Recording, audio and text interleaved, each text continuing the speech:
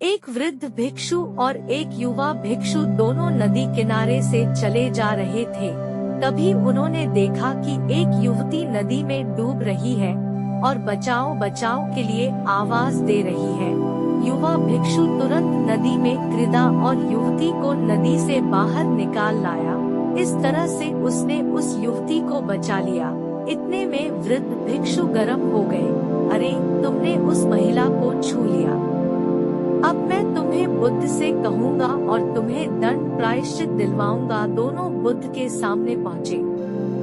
वृद्ध भिक्षु ने कहा, भंते, इसको दंड मिलना चाहिए। बुद्ध ने पूछा, क्यों? वृद्ध भिक्षु ने कहा, इस बात का कि इसने युवती को उठाकर नदी से बाहर रखा, इसने उसे छू लिया। इसका ब्रह्मचर्य नहीं रहा, इसलिए इसे प्रायश्चित मिलना चाहिए। बुद्ध ने कहा, प्रायश्चित पहले तुम ले लो। मैं किस बात का प्रायश्चित लूं?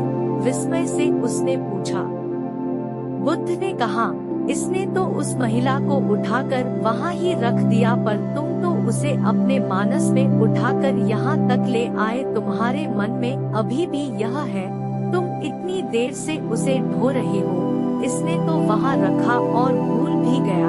सुनो, मैं तुम्हें परिणामों की निर्मलता के लिए यह 4 उपाय बताता हूँ। 1. हमेशा मन को स्वस्थ रखना। दूसरों के बारे में विकृत नहीं करना। 2. इंद्रियों पर विजय प्राप्त करना। 3. अच्छी संगति में रहना। 4. प्रार्थना करना।